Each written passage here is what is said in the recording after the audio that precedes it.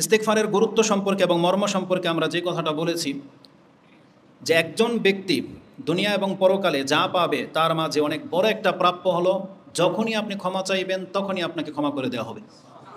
এটা কোরআন হাদিসে স্পষ্ট রয়েছে, যেটা গত পর্বে আমরা আলোচনা করেছি।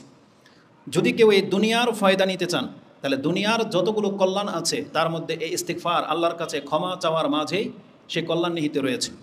সূরা নূতে ৭১ নম্বর সূরার ১০, ১১, ১২ এই আয়াতগুলোতে নূহ আলাইহিস সালামের সেই কথা আমরা সবাই জানি, যে তিনি বলেছিলেন, ফাকুলতুস্তাগফিরু রাব্বাকুম ইন্নাহু কানা গাফফারা ইউরসিলিস সামাআ আলাইকুম মিদরারা ওয়া ইউমদিদুকুম বিআমওয়ালিন ওয়া বানিনা ওয়া ইয়াজআল লাকুম জান্নাতিন ওয়া ইয়াজআল লাকুম আনহারা। তাতে ৬টা পুরস্কারের কথা রয়েছে। তার মানে আমাদেরকে ক্ষমা করা হবে, আমাদেরকে মুষলধারে বৃষ্টি দেওয়া হবে, আমাদেরকে সন্তান সম্পত্তি দিয়ে মালামাল করে দেওয়া হবে, এবং আমাদেরকে আল্লাহ সুবহানাহু ওয়া তাআলা এই পৃথিবীতে জান্নাত এবং নহরের মালিক করে দিবেন।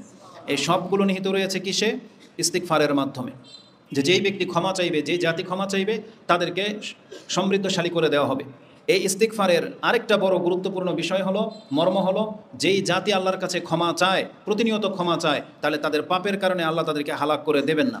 কোরআনে আল্লাহ সুবহানাহু ওয়া তাআলা সূরা আনফাল ৮ নম্বর সূরার ৩৩ নম্বর আয়াতে আল্লাহ সুবহানাহু ওয়া তাআলা বলে দিয়েছেন, মা কানা আল্লাহু লিয়ুআযযিবাহুম ওয়া আনতা ফীহিম ওয়া মা কানা আল্লাহু মুআযযিবাহুম ওয়া হুম ইস্তাগফিরুন। আপনার রব এমন নন যে যতদিন পর্যন্ত আপনি মক্কার এই কুফফারদের মাঝে আছেন আর আমি আল্লাহ তাদেরকে হালাক করে দেব না, এটা করা হবে না। মানে এটা আপনার মর্যাদার কারণে, ওরা যতই বেয়াদবি করুক না কেন, কিন্তু আপনি উপস্থিত থাকা সত্ত্বে ওদেরকে হালাক করা হবে না। যদি তারা আপনাকে সেখান থেকে প্রস্থান করতে বাধ্য করে, তারপরে ওদেরকে হালাক করা হবে, যেমনটা আল্লাহ সুবহানাহু ওয়া তাআলা করে দেখিয়েছিলেন। রাসূলুল্লাহ সাল্লাল্লাহু আলাইহি সাল্লাম মক্কায় থাকা অবস্থায় কোনো কাফিরকে আল্লাহ চরমভাবে ধরেননি, কিন্তু যখন তারা হাত পার করে দিল, রাসূলুল্লাহ সাল্লাল্লাহু আলাইহি সাল্লাম হিজরত করে মদিনায় চলে আসলেন। তারপরে এই সমস্ত কাফের লিডারগুলোকে মারা পড়েছে।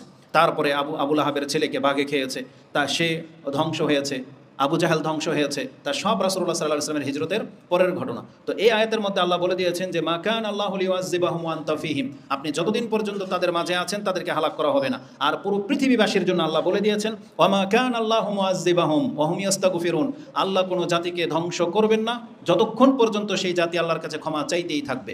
তার মানে আমাদের টিকে থাকা, আমাদের এই অস্তিত্ব বজায় থাকা, এটা নির্ভর করে কিসের উপরে? ইস্তিগফারের উপরে। আমরা যদি ক্ষমা চাই, তাহলে আমাদের জাতির এই পাপের কারণে আল্লাহ আমাদেরকে হালাক করে দিবেন না, বরং আমাদেরকে আরও কিছু কাল পর্যন্ত তিনি বাঁচিয়ে রাখবেন। এটা হচ্ছে ইস্তিগফারের মর্ম। ইস্তিগফারের একটা বাক্য যা আমরা গত পর্বে আলোচনা করেছিলাম, তার মধ্যে একটা ইম্পর্টেন্ট বাক্য হলো, রাসূলুল্লাহ সাল্লাল্লাহু আলাইহি ওয়াসাল্লাম বলেছেন, যেই ব্যক্তি এই বাক্য দিয়ে আল্লাহর কাছে ক্ষমা চাইবে, সেই ব্যক্তি যদি ওই যুদ্ধের ময়দান থেকে পলায়নকারী ব্যক্তি হয়, তারপরে যদি এই দোয়া দিয়ে আল্লাহর কাছে ক্ষমা চায়, তার পাপকে মাফ করে দেওয়া হবে।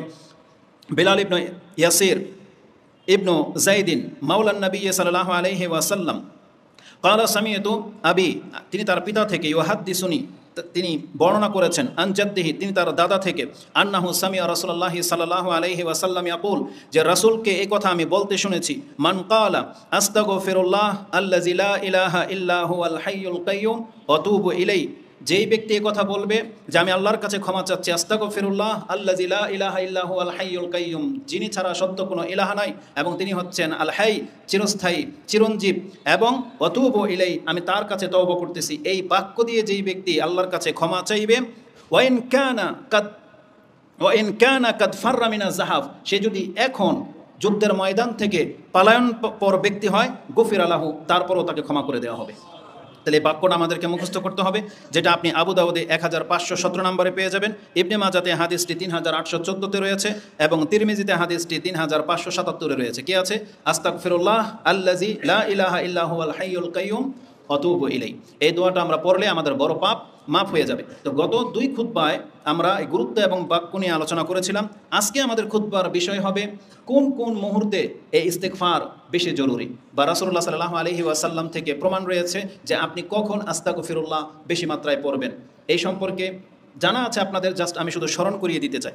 প্রথমত, একজন মুসলিমের উচিত সর্বক্ষণ, মানে সারাক্ষণ সে আল্লাহর কাছে ক্ষমা চাইবে। সারাক্ষণ, যখন তার মনে হবে, যখন সে ফ্রি হবে, বা যখনই তার আল্লাহ সুবহানাহু ওয়া তাআলা পরকাল বলে চিন্তা আসবে, তখনই তাকে ইস্তিগফার করা উচিত। কেননা রাসূলুল্লাহ সাল্লাল্লাহু আলাইহি ওয়াসাল্লাম তিনি সবসময় আল্লাহ সুবহানাহু ওয়া তাআলার কাছে ইস্তিগফার করতেন। রাসূলুল্লাহ সাল্লাল্লাহু আলাইহি ওয়াসাল্লাম থেকে তিনি বলেন, আগারুল মুজান্নিন, তিনি বলতেছেন যে লা ইউগানু আলা কলবি লা আস্তাগফিরুল্লাহ ফিল ইয়াউমি মিআতা মাররা, যদি আল্লাহ সুবহানাহু ওয়া তাআলার চিন্তা থেকে বা আল্লাহ সুবহানাহু ওয়া তাআলার স্মরণের ক্ষেত্রে আমার অন্তরে যদি সামান্যতম গাফিলতি আমি অনুভব করেছি, ওটাকে অপরাধবোধ মনে করে আমি আল্লাহর কাছে প্রতিদিন 100 বার ক্ষমা চেয়েছি। এটা হচ্ছে রাসূলুল্লাহ সাল্লাল্লাহু আলাইহি ওয়াসাল্লামের আমল। বিশেষ করে যে কোনো বৈঠকে আমাদেরকে ইস্তিগফার করা উচিত, যে কোনো বৈঠকে। এটা হচ্ছে রাসূলুল্লাহ সাল্লাল্লাহু আলাইহি ওয়াসাল্লামের বৈশিষ্ট্য এবং আদর্শ।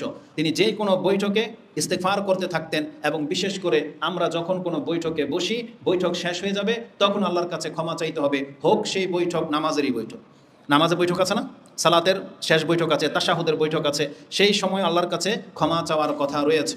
রাসূলুল্লাহ সাল্লাল্লাহু আলাইহি ওয়াসাল্লাম থেকে ইবনে ওমর রাদিয়াল্লাহু তাআলা আনহুমা কোট করেছেন, লানাউদ্দু লিরাসূলিল্লাহি সাল্লাল্লাহু আলাইহি ওয়াসাল্লাম ফিল মাজলিসিল ওয়াহিদি ক্বাবলা আইয়াকুম। তিনি কোনো এক বৈঠকে বসতেন, আর সেই বৈঠককে ত্যাগ করার আগেই আমি গুণে দেখেছি রাসূলুল্লাহ সাল্লাল্লাহু আলাইহি ওয়াসাল্লাম 100 বার করে আল্লাহর কাছে এই বাক্য দিয়ে ক্ষমা চাইতেন, রাব্বি গফিরলি অতুবা আলাইয়া ইন্নাকা আনতা তাওয়াবুর রাহিম। আরেকটা বর্ণনা আসছে, ইন্নাকা আনতা তাওয়াবুন গফুর। হে আল্লাহ, হে আমার প্রতিপালক, তোমার কাছে আমি ক্ষমা চাচ্ছি। রাব্বি গফিরলি, হে আমার প্রতিপালক, আমাকে ক্ষমা করো। অতুবা আলাইয়া, তুমি আমার দিকে তওবা করো, মানে আমার তওবা তুমি গ্রহণ করো। ইন্নাকা আনতা তাওয়াবুর রাহিম, আর নিশ্চয়ই তুমি তওবা গ্রহণকারী এবং দয়াময়। এই বাক্য রাসূলুল্লাহ সাল্লাল্লাহু আলাইহি সাল্লাম এক বৈঠকে তিনি 100 বার পর্যন্ত পড়ে ফেলতেছেন, যেটা ইবনে ওমর কোট করেছেন। যে হাদিস আপনি ইবনে মাজাতে পেয়ে যাবেন 3814-তে রয়েছে। তার মানে একটা হলো সর্বাবস্থায় যখন তখন আপনি আল্লাহর কাছে ক্ষমা চাইবেন। দ্বিতীয়ত হচ্ছে যে কোনো বৈঠকে বসছেন, ঘরের মধ্যে কোনো একটা বিষয় নিয়ে ডিসকাস চলতেছে, সেই মিটিং শেষ ওঠার আগে আপনি ইস্তেগফার করবেন। কি বাক্য দিয়ে ইস্তেগফার করবেন সেটা একটু পরে আসতেছে। এই যে যেমন আমরা সালাতে বসি, তাহলে মানে সালাতের সালাম ফেরানোর পূর্বে ইস্তিগফার আছে, সেটাও একটু পরে আসবে। তাহলে এই হাদিস দিয়ে প্রমাণিত হয় যে কোনো বৈঠকে মুসলিমদের উচিত আল্লাহর কাছে ক্ষমা চাওয়া।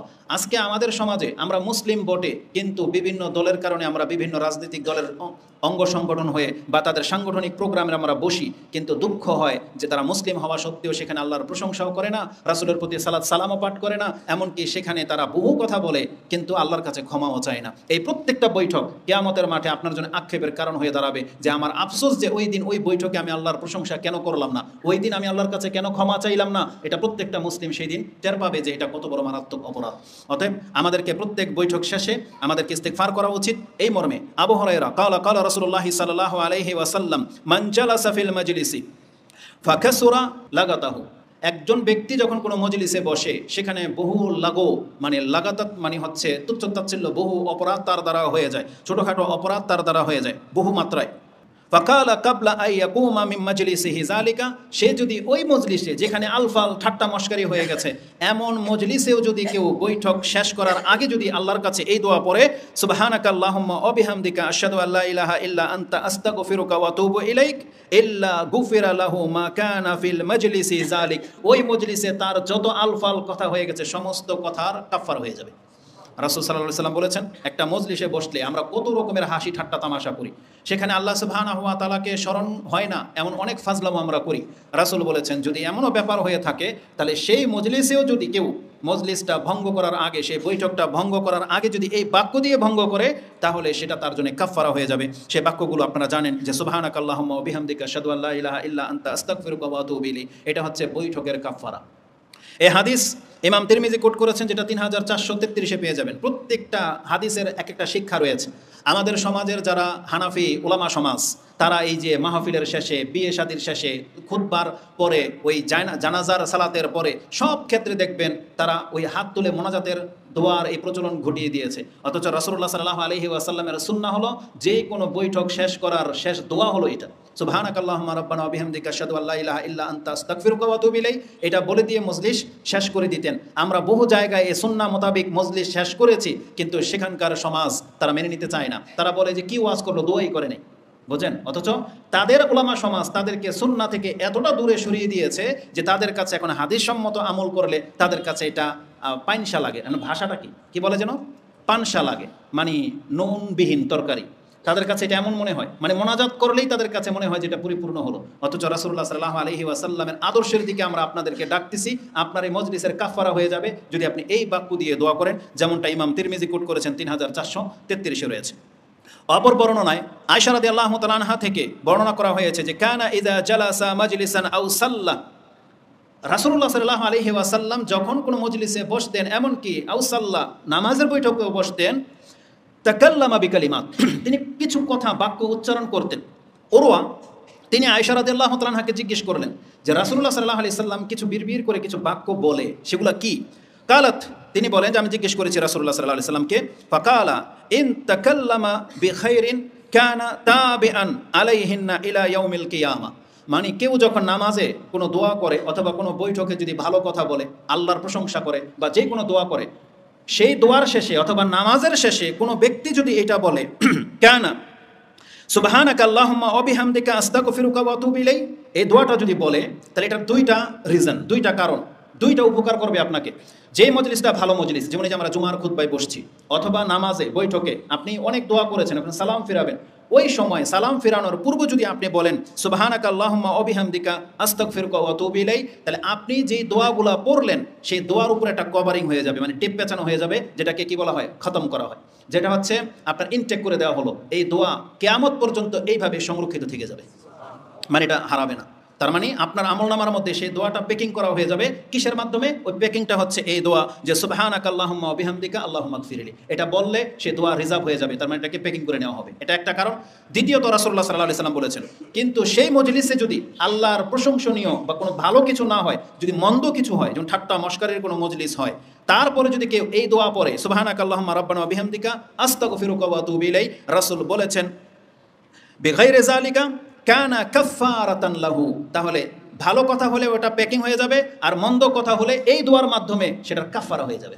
তার মানে ওই যে বাক্যগুলো বলেছেন এটার যে অপরাধ এটা মাফ হয়ে যাবে যদি কেউ আল্লাহর কাছে এইভাবে ক্ষমা চায়, আস্তাগফিরুকা ওয়া আতুবু ইলাইক। এই হাদিসটি ইমাম নাসাই কোট করেছেন কিতাবে সাহু 13 নম্বর অধ্যায়ের হাদিস নাম্বার হচ্ছে 1344, এটা মক্তবে শামিলার নাম্বার, আর ইসলামিক ফাউন্ডেশনের নাম্বারে আপনি 1347 পেয়ে যাবেন। তাহলে আমরা এই বর্ণনা থেকে তিনটা দিক পেলাম। একটা হলো সর্বাবস্থা আল্লাহর কাছে ক্ষমা চাইতে হবে, দ্বিতীয় বিশেষ অবস্থা হলো যে কোনো বৈঠকে আল্লাহর কাছে ক্ষমা চাইতে হবে, এবং তৃতীয় দিক হলো বৈঠকটা শেষ হওয়ার মুহূর্তে আমাদেরকে আল্লাহ সুবহানাহু ওয়া তাআলার কাছে ইস্তেগফার মানে ক্ষমা চাইতে হবে। ইস্তেগফার করার গুরুত্বপূর্ণ একটা সময় হচ্ছে শেষ রাত। এটা এই পয়েন্টটা এই জন্য আপনাকে স্মরণ রাখতে হবে, কারণ এই সুযোগ হয়তো আপনার জীবনে সব মাসে আসে না, কিন্তু এই আগামী রমজান মাস আসতে যাচ্ছে, আর মাত্র 9 দিন পর। আমরা বলি আল্লাহুম্মা বাল্লিগনা রমাদান, আল্লাহুম্মা বাল্লিগনা রমাদান, আল্লাহুম্মা বাল্লিগনা রমাদান, আল্লাহ তুমি আমাদেরকে রমজান মাস পর্যন্ত পৌঁছে দাও। এটা এই জন্য যে আপনি বারবার বলবেন, কারণ এই হাদিস বহুবার আপনাদেরকে শোনানো হয়েছে। ইমাম মুসলিম রাহিমাহুল্লাহ তার তাহারাতের একটা হাদিসের মধ্যে 440 নম্বরে আপনি সেই হাদিসটা পেয়ে যাবেন, যে রাসূল বলেছেন আসসালাওয়াতুল খামসা ওয়াল জুমআতু ইলাল জুমআ ওয়া রামাদানু ইলা রামাদানা মুকাফফিরাতুম মা বাইনাহুন্না ইযা ইজতানাবাল কাবায়ের। যখন কোনো ব্যক্তি বড় পাপ থেকে বেঁচে থাকে, তাহলে এই যে গত জুমা থেকে এই জুমা পর্যন্ত এক সপ্তাহের পাপ তাকে মাফ করে দেওয়া হয়েছে। এই যে রমজান মাস আসতে যাচ্ছে, যেদিন ঘোষণা হয়ে যাবে চাঁদ উঠে গেছে বা রমজান মাস আগামী থেকে, আপনি তারাবি পড়ার আগেই মাগরিবের নামাজের সময় তো আপনি জানবেন যে এটা রমজান মাস শুরু হয়ে গেছে, সিয়ামও রাখেন নাই, তারাবি এখনো শুরু করেন নাই, আল্লাহ আপনার 1 বছরের পাপকে মাফ করে দেওয়ার ব্যবস্থা করেছে। এই জন্য বেঁচে থাকলে যেই ব্যক্তি অসুস্থ থাকেন আর সুস্থই থাকেন, রমজান পেয়ে গেলেন মানে 1 বছরের পাপ মাফ। এই জন্য আমাদেরকে রমজান মাসের অত্যন্ত গুরুত্বের সাথে আল্লাহর কাছে চাইতে হবে। তো এই রমজান মাসে আমাদের এই হাদিসটা আজকে বেশি গুরুত্বপূর্ণ বলে মনে হবে, কেননা রাসূলুল্লাহ সাল্লাল্লাহু আলাইহি ওয়াসাল্লাম এবং আল্লাহ সুবহানাহু ওয়া তাআলা নিজেও আমাদেরকে জানিয়েছেন যে সেহরির সময়টা এটা হচ্ছে অত্যন্ত গুরুত্বপূর্ণ একটা সময়, এটা হলো ইস্তিগফার, আল্লাহর কাছে ক্ষমা চাওয়ার সময়। কোরআনে আল্লাহ সুবহানাহু ওয়া তাআলা বলেছেন, যারা মুমিন, যাদের জন্য জান্নাতকে প্রস্তুত করা হয়েছে, তাদের একটা গুণ হলো তারা শেষ রাতে উঠে আল্লাহর কাছে ক্ষমা চায়। কোরআনে সূরা আলে ইমরান 3 নম্বর সূরার 16 এবং 17 নম্বর আয়াতে আল্লাহ সুবহানাহু ওয়া তাআলা বলেছেন, আল্লাযীনা ইয়াকুলুনা রাব্বানা ইন্নানা আমান্না ফাগফির লানা, যারা এই কথা বলে যে আল্লাহ আমরা তোমার প্রতি ঈমান এনেছি, ফাগফির লানা যুনুবানা, অতএব আমাদের ঈমানের দাবিতে তোমার কাছে আমরা ক্ষমা চাচ্ছি, আল্লাহ আমাদের পাপগুলোকে মাফ করে দাও। ওয়াকিনা আযাবান নার, এখান থেকে একটা আকীদাগত শিক্ষা হলো যে দোয়ার ক্ষেত্রে ওসিলা ধরা এটা কোরআন সাব্যস্ত। সেই ওসিলাটা কি? ঈমান এবং আমল। যেখানে এখানে ঈমানকে ওসিলা করা হচ্ছে, যে আপনি আল্লাহকে স্মরণ করিয়ে দিচ্ছেন যে আল্লাহ আমরা তোমার প্রতি ঈমান এনেছি, যেহেতু আমরা তোমার প্রতি ঈমান এনেছি অতএব আমাদের পাপগুলোকে মাফ করে দাও, আমাদেরকে জাহান্নামের আগুন থেকে মুক্ত করে দাও।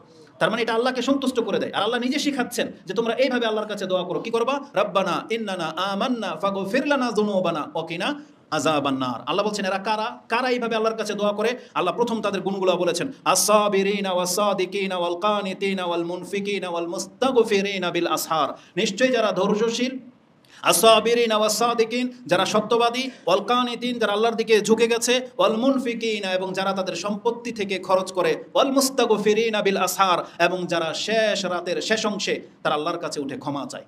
তার মানে চাওয়ার মতো বহু কিছু আছে। আমার প্রত্যেকটা হাদিস বলার পেছনে একটা উদ্দেশ্য তো অবশ্যই আছে। দেখেন আল্লাহর কাছে চাওয়ার মতন বহু কিছু আছে, কিন্তু আল্লাহ সুবহানাহু ওয়া তাআলা এখানে স্পেসিফিকভাবে খাসভাবে বলেছেন তারা শেষ রাতে উঠে আল্লাহর কাছে কি চায়? ক্ষমা চায়। এখানে রিজিক চাইতে পারতেন, সন্তান চাইতে পারতেন, সুস্থতা চাইতে পারতেন, দুনিয়া চাইতে পারতেন, কিন্তু আল্লাহ এখানে বিশেষভাবে উল্লেখ করে দিয়েছে মুমিনরা শেষ রাতে উঠে সবচাইতে যে জিনিসটাকে প্রাধান্য দিবে সেটা কি? ক্ষমা। যারা তুমি আমাকে মাফ করো। ওয়াল মুস্তাগফিরিনা বিল আসহার, তারা শেষ রাতে উঠে সেহরির সময় তারা আল্লাহর কাছে ক্ষমা চায়। এটা অত্যন্ত গুরুত্বপূর্ণ একটা সময়। এটা কতটা গুরুত্বপূর্ণ সময়? এই সময়ের মধ্যে দোয়া কবুল হয়। এই সময়ের মধ্যে দোয়া কবুল হয়। এবং এই আয়াতের সাপোর্ট একটা হাদিস ইমাম বুখারী এবং মুসলিম কোট করেছেন, যেটা ইমাম মুসলিম রাহিমাহুল্লাহ তিনি তার কিতাবুস সালাত সালাতিল মুসাফিরে 6 নম্বর অধ্যায়ের 1657 এবং বুখারীতে হাদিসটি তিনি দুই জায়গায় উল্লেখ করেছেন, 1145 এবং তাওহীদের অধ্যায়ে 7494 রয়েছে। যে আন আবি হুরায়রা আন্না রাসূলুল্লাহ সাল্লাল্লাহু আলাইহি ওয়াসাল্লাম ক্বালা ইয়ানজিলু রাব্বুনা তাবারাকা ওয়া তাআলা কুল্লা লাইলাতিন ইলা সামাঈ দুনিয়া হিনা ইয়াবকা সুলুসুল লাইলিল আখিরা, যে আমাদের প্রতিপালক তিনি প্রত্যেক রাতের প্রথম আকাশে আসেন যখন রাতের কিছু অংশ বাকি থাকে। তার মানে রাতের শেষ অংশে, রাত শেষ হয়ে যাওয়ার সেহরির সময়ে আল্লাহ সুবহানাহু ওয়া তাআলা প্রথম আকাশে আসেন এবং তিনি বিশেষ করে যেই জন্য আমাদেরকে ডাকেন, আল্লাহ সুবহানাহু ওয়া তাআলা বলেন মাইয়াদউনি ফাস্তাজিব লা, কে আছো আমাকে ডাকবে আমি তার ডাকে সাড়া দেব। মাইয়াসআলুনি ফাউতিয়াহু, কে আছো আমার কাছে চাইবে আমি তোমাকে তা দেব। তারপরে আল্লাহ বলেছেন মাইয়াস্তাগফিরুনি, কে আছো আমার কাছে ক্ষমা চাইবে, ফাআগফিরু লাহু, আমি তাকে ক্ষমা করে দেব। তাহলে এটা ইমাম বুখারী এবং মুসলিম করেছেন। আর আল্লাহ সুবহানাহু ওয়া তাআলা ক্ষমার জন্য শেষ রাতের এই অংশটাকে প্রাধান্য দিয়েছেন, যেটা একটু আগে সে সূরা আলে ইমরানের 17 নম্বর আয়াতও উল্লেখ রয়েছে। আর এটা যে একটা গুরুত্বপূর্ণ সময়, এটা আমাদের নবীদের চরিত্র থেকেও পাওয়া যায়। একটা ঘটনা উল্লেখ করা হয়েছে সূরা ইউসুফ 12 নম্বর সূরাতে, 12 নম্বর সূরার 97 এবং 98 নম্বর আয়াতে দেখেন, ইউসুফ আলাইহিস সালামের ভাইদের অপরাধ যখন ধরা পড়ে গেল, তারা যখন ভুল স্বীকার করলেন, তখন তারা এসে তার পিতা, যেহেতু তারা জানে যে আমার পিতা হচ্ছেন নবী ইয়াকুব আলাইহিস সালাম, তার মাধ্যমে ক্ষমা আসতে পারে, সমস্ত সন্তানগুলো এসে তার বাবার কাছে আবদার করলো যে আমাদের অপরাধ হয়ে গেছে, আপনি আল্লাহর কাছে আমাদের হয়ে ক্ষমা তলব করে দেন। তারা বলেছিল যে কালু ইয়া আবানা, হে আমাদের পিতা, ইস্তাগফির লানা যুনুবানা, আপনি আমাদের আমাদের অপরাধের ক্ষমা আপনি তলব করুন। ইন্না কুন্না খাতিইন, নিশ্চয়ই আমরা তো ভুলকারী ছিলাম। ইন্না কুন্না খাতিইন, নিশ্চয়ই আমরা তো অপরাধী ছিলাম, আমরা ভুল করে ফেলেছি, আপনি রবের কাছে আমাদের হয়ে ক্ষমা চান। জবাবে তার পিতা তিনি এই কথা বলেছিলেন, কালু সাউফা আস্তাগফিরু লাকুম রাব্বি ইন্নাহু গফুরুর রাহিম, নিশ্চয়ই খুব শীঘ্রই আমি তোমাদের জন্য আমার প্রতিপালকের কাছে ক্ষমা চাইবো, আর এটা আমি জানি যে আমার রব তিনি ক্ষমাশীল এবং দয়ালু। এই যে তিনি যে বলেছেন সাউফা আস্তাগফিরু লাকুম রাব্বি, খুব শীঘ্রই আমি তোমাদের জন্য আমার প্রতিপালকের কাছে ক্ষমা চাইবো, এর তাফসীর ইবনে কাসির রাহিমাহুল্লাহ তিনি ওমর রাদিয়াল্লাহু তাআলা আনহুর একটা আসার এনেছেন, যে তিনি আব্দুল ইবনে মাসউদ রাদিয়াল্লাহু তাআলা আনহুর ঘর থেকে শেষ রাতে কিছু দোয়ার বাক্য শুনতে পেলেন এবং তিনি তখন জিজ্ঞেস করলেন এই সময়ে কেন? তখন আব্দুল ইবনে মাসউদ তিনি ইয়াকুব আলাইহিস সালামের এই আয়াতটা শুনিয়ে দিয়েছিলেন, যে তিনি যে বলেছিলেন খুব শীঘ্রই আমি তোমাদের কাছে ক্ষমা চাইব, মূলত এটাই হচ্ছে সেই সময়। কারণ তাকে সন্ধ্যাবেলা বলা হয়েছিল, তিনি শেষ রাত পর্যন্ত অপেক্ষা করতে বললেন, যে যেই সময় আমার রব আমার ডাক শুনবে আমি সেই সময় তোমাদের জন্য ক্ষমা চাইব। তাহলে সেহরির সময়টা হচ্ছে আল্লাহর কাছে ইস্তেগফার করার সময়, ক্ষমা চাওয়ার সময়, বিশেষভাবে ক্ষমা চাওয়ার সময়। এটা আপনি মাথায় রাখেন, যেখানে আল্লাহ নিজেও বলেছেন মাইয়াস্তাগফিরুনি ফাআগফির লাহু, কে আছো আমার কাছে ক্ষমা চাইবে আমি তাকে ক্ষমা করে দেব। এবং এই সময়টা যে ক্ষমা চাওয়ার সময়, রাসূলুল্লাহ সাল্লাল্লাহু আলাইহি ওয়াসাল্লামের আদর্শ থেকে জানা যায় যেটা মৃত ব্যক্তির জন্য গুরুত্বপূর্ণ একটা দোয়া হচ্ছে ক্ষমা চাওয়া। আর রাসূলুল্লাহ সাল্লাল্লাহু আলাইহি ওয়াসাল্লাম তিনি মৃত ব্যক্তির জন্য কবর জিয়ারত করতেন, ক্ষমা চাইতেন সেহরির সময়। আয়েশা রাদিয়াল্লাহু তাআলা আনহা তিনি বলেন, কানা রাসূলুল্লাহ সাল্লাল্লাহু আলাইহি ওয়াসাল্লাম কুল্লামা কানা লাইলাতুহা মিন রাসূলিল্লাহ সাল্লাল্লাহু আলাইহি ওয়াসাল্লাম ইয়াখরুজু মিন আখিরিল লাইলি ইলাল বাকি, যতদিন আমার পালা পড়েছে, মানে আমার সাথে রাসূলুল্লাহ সাল্লাল্লাহু আলাইহি সাল্লামের থাকার দিন এসেছে, আমি ওই দিনগুলোতে দেখেছি প্রত্যেক ওই মুহূর্তে রাসূলুল্লাহ সাল্লাল্লাহু আলাইহি ওয়াসাল্লাম রাতের শেষ অংশে তিনি বাকি কবরস্থানে চলে যেতেন এবং তিনি গিয়ে দোয়া করতেন, ফায়াকুল আসসালামু আলাইকুম দারা কাউমিল মুমিনিনা আতাকুম মা তুআদুনা গাদান মুআজ্জালান ওয়া ইন্না ইনশাআল্লাহু বিকুম লাহিকুন। তিনি বলতেন আল্লাহুম্মা গফির লি আহলি বাকিল গারকাত, আল্লাহ তুমি এই কবরবাসীকে, বাকি কবরবাসীকে আল্লাহ তুমি মাফ করে দাও। আর এই সময়টা কখন? হিনা আখিরুল লাইল, তিনি কখন বের হতেন? রাতের শেষ অংশে। আর রাসূলুল্লাহ সাল্লাল্লাহু আলাইহি ওয়াসাল্লাম থেকে এই হাদিস কোট করেছেন ইমাম মুসলিম। হাদিস আছে কোথায়? 2145। যদিও সময় পাস হয়ে চলে গেছে, যে আমাদের বাংলার জমিনে যারা ওই যে শবে বরাত পালন করে, আমাদের অঞ্চলের এক পীর তো আছে, এরা কি বলে যে শবে বরাতের দিন কবর জিয়ারত করা, তার রাসূলুল্লাহ সাল্লাল্লাহু আলাইহি ওয়াসাল্লাম সেই দিন আয়েশা রাদিয়াল্লাহু তাআলা গিয়ে দেখেন তিনি কবর জিয়ারত করতেছেন, অথচ মুসলিমের হাদিসে আছে এই কাজটা রাসূলুল্লাহ সাল্লাল্লাহু আলাইহি ওয়াসাল্লাম শুধু শবে বরাতের দিন করেছে নাকি প্রত্যেক রাতে করেছে? তার মানে প্রত্যেক রাতে করেছে। তো এই কথাগুলো যখন আমরা বলি, তারপরে মাথা মোটারা এগুলোকে গ্রহণ করে না, এদের অনুসারীরা অন্তত অন্ধই থেকে গেছে। দ্বিতীয়ত হচ্ছে, এই হাদিস দিয়ে প্রমাণিত হয় কবর জিয়ারত করার সবচেয়ে উত্তম সময় কোনটা? সাহারির সময়।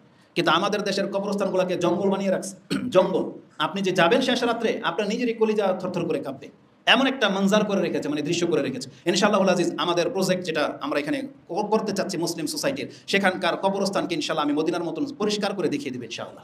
আল্লাহ আমাদেরকে তৌফিক দান করুন, যাতে করে যে কেউ সেখানে কবর জিয়ারত করতে যেতে পারে, মানে আমাদের অঞ্চলে যারা বসবাস করবে ইনশাআল্লাহ। তো এই হাদিস থেকে যেটা আমরা জানলাম যে ইস্তেগফার করার একটা উপযুক্ত শেষ রাতে, এটা আমরা 5 নম্বরে পেলাম। ইস্তেগফার করার একটা গুরুত্বপূর্ণ সময় হলো সকাল এবং সন্ধ্যায়। আর এই ক্ষেত্রে বিশেষ একটা ইস্তেগফারই আছে, যে ইস্তেগফারকে আপনারা কি নামে যেন জানেন? সাইয়্যিদুল ইস্তেগফার। এই সাইয়্যিদুল ইস্তেগফার করতে হয় কখন? সকাল এবং সন্ধ্যায়। আমি এই বক্তব্যের মাধ্যমে আপনাদেরকে এবং আমাদের বোনদেরকে, মুসলিম বোনদেরকে বলতে চাই, হিটলারই করবেন না ধর্মের সম্পর্কে। কারণ তারা অনেক সময় আমাদের কাছে প্রশ্ন করে জানতে চায়, আমি যদি সাইয়্যিদুল ইস্তেগফার সেজদায় পড়ি, নামাজে 2 সেজদার মাঝখানে পড়ি, এটা কি ঠিক হবে? আমাদের দাবি হলো পড়তে পারেন, কিন্তু আপনি যেভাবে বর্ণনায় আসছে সেইভাবেই আমল করাটাই হচ্ছে সুন্নাহসম্মত, এটাই হচ্ছে আদর্শ। সাইয়্যিদুল ইস্তেগফার রাসূলুল্লাহ সাল্লাল্লাহু আলাইহি ওয়াসাল্লাম নামাজে পড়েছেন বলে কোনো প্রমাণ নাই, বরং রাসূলুল্লাহ সাল্লাল্লাহু আলাইহি ওয়াসাল্লাম জায়গা বলে দিয়েছেন। কোথায়? সকাল এবং বিকালে। সকাল এবং বিকালে রাসূলুল্লাহ সাল্লাল্লাহু আলাইহি ওয়াসাল্লাম বলেছেন, ওমান কালাহা মিনান নাহারি মুকিনান বিহা, যেই ব্যক্তি বিশ্বাসের সাথে দিনের বেলায় এই দোয়া পড়বে, ফামাতা মিন ইয়াউমিহি কাবলা আইয়ুমসি, সে যদি ওই দিনই মারা যায় সন্ধ্যা হওয়ার আগে, ফাহুয়া মিন আহলিল জান্নাহ, তাহলে এ হচ্ছে জান্নাতের একজন। আর কেউ যদি রাতে পড়ে সকাল হওয়ার আগে যদি ওই দিন মারা যায়, তাহলে সে হচ্ছে জান্নাতের একজন। সাইয়্যিদুল ইস্তিগফার আপনারা মুখস্থ করে নেবেন, আমি এখানে লম্বা করতে চাচ্ছি না। হাদিসটি ইমাম বুখারী কোট করেছেন, 6306 নম্বরে রয়েছে। তাহলে 6টা জায়গা আমরা পেলাম যে কখন আপনি আল্লাহর কাছে ক্ষমা চাইবেন। আল্লাহর কাছে ক্ষমা চাওয়ার উপযুক্ত আরেকটা সময় হলো যখন কারো দ্বারা অন্যায় হয়ে যাবে। যখনই অন্যায় হয়ে যাবে, একটা ফালতু কথা বলে ফেলেছেন, তখনই আপনি আল্লাহর কাছে ক্ষমা চান। যখনই আপনি একটা অপরাধ, কারোর সাথে রাগ ঝগড়া কিছু একটা করে ফেলেছেন, মিথ্যা না চাইতো মিথ্যা বলে ফেলেছেন, আপনি তৎক্ষণাৎ আল্লাহর কাছে ক্ষমা চান, আস্তাগফিরুল্লাহ অন্তত বলেন। কেন? কারণ আল্লাহ বলেছেন এটা মুমিনদের গুণ, আল্লাযীনা ইযা ফাআলু ফাহিশাতান আও যালামু আনফুসাহুম যাকারুল্লাহ ফাস্তাগফারু লিযুনুবিহিম। মুমিনদের গুণ হলো তারা যদি কোনো অপরাধ করে ফেলে বা কোনো অশ্লীল কাজে জড়িয়ে যায়, তাদের উচিত হলো আল্লাহকে স্মরণ করা, এবং আল্লাহকে স্মরণ হয়ে গেলে সাথে সাথে আল্লাহর কাছে ক্ষমা চাওয়া। কেন? ওমা ইয়াগফিরুয যুনুবা ইল্লাল্লাহ, কারণ আল্লাহ বলেছেন এত অপরাধ হয়ে গেছে, এখন আল্লাহ ছাড়া কে আছে একে ক্ষমা করতে পারে। এজন্য যখনই অপরাধ হয়ে যাবে সাথে সাথে আপনি ক্ষমা চেয়ে নেন। আর এটা হচ্ছে আল্লাহর পক্ষ থেকে আমাদেরকে অনেক বড় একটা মেসেজ। শয়তান আপনাকে ভুলিয়ে দিবে, শয়তান বলবে তুই যেন পাপ করেছিস, আল্লাহর কাছে ক্ষমা চাবি। আল্লাহ কি বলেছেন জানেন? একজন বান্দা যতবার পাপ হয়ে যাবে, যতবার এসে আল্লাহর কাছে ক্ষমা চাইবে, ততবার আল্লাহ তাকে ক্ষমা করে দিবেন। আর আমরা এই হাদিস বহুবার শুনিয়েছি যে ইন্না ইবলিসা কালা লিরাব্বিহি বিইজ্জাতিকা ওয়া জালালিকা লা আবরাহু উগিয়া বানি আদম মা দামাতুল আরওয়াহু ফীহিম কালা রাব্বি রব্বু আজ্জা ওয়া জাল। আল্লাহ তখন বলে বিইজ্জাতি ওয়া জালালি লা আবরাহু আগফিরু লাহুম মাস্তাগফারুনি। মুসনাদে আহমদে হাদিসটি 11244 রয়েছে। ইবলিস বলেছিল আমি আদম সন্তানের দেহে প্রাণ থাকা সত্ত্বেও ওদেরকে গোমরাহ করতে থাকবো। আল্লাহ বলেছেন আমিও ক্ষান্ত হব না, আমার বরত্বের কসম করে বলতেছি আদম সন্তান যতবার ক্ষমা চাইবে আমি আল্লাহ ততবার তাকে ক্ষমা করে দেব। এইজন্য শয়তান যেন আপনাকে ধোঁকায় ফেলতে না পারে। অপরাধ হয়ে গেছে আস্তাগফিরুল্লাহ বলেন, আর অপরাধ দেখবেন ঝগড়া লেগে গেছে কিছুক্ষণ পরে বলতেছে আস্তাগফিরুল্লাহ আস্তাগফিরুল্লাহ বলেন, আপনি বলেন, অভ্যাসে পরিণত করে দেন, এটা আমাদের জন্য জরুরি। তাহলে আমরা 7 নাম্বার জায়গা পেলাম, অপরাধ হয়ে গেলেই ইস্তেগফার করা। 8 নাম্বার হচ্ছে এই সালাত। যদি এখানে একটা লম্বা সময় লেগে যাবে, আমি 1 মিনিটের মধ্যে শেষ করে দেব, আমি নেব না। সালাতের আপাত মস্তকই হচ্ছে ক্ষমা চাওয়া।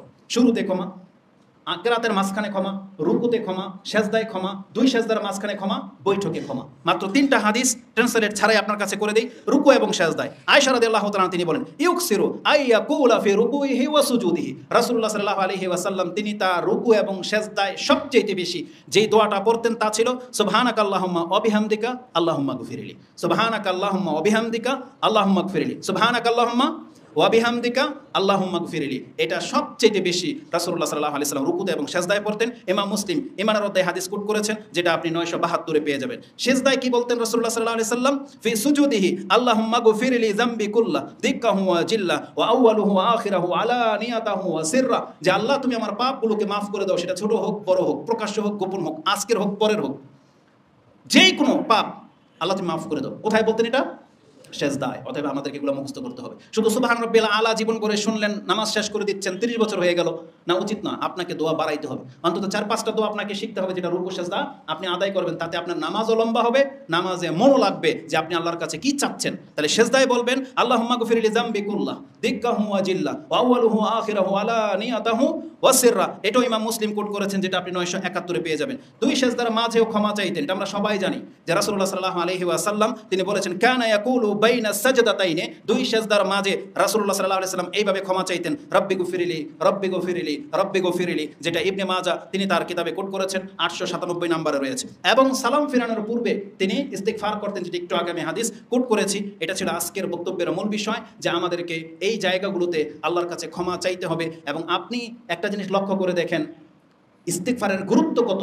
আপনি সালাম ফিরিয়ে দেওয়ার পরের প্রথম যে বাক্যটা উচ্চারণ করেন সেটাই হচ্ছে আস্তাগফিরুল্লাহ, আস্তাগফিরুল্লাহ, আস্তাগফিরুল্লাহ। রাসূলুল্লাহ সাল্লাল্লাহু আলাইহি ওয়াসাল্লাম 3 বার ইস্তিগফার পড়তেন।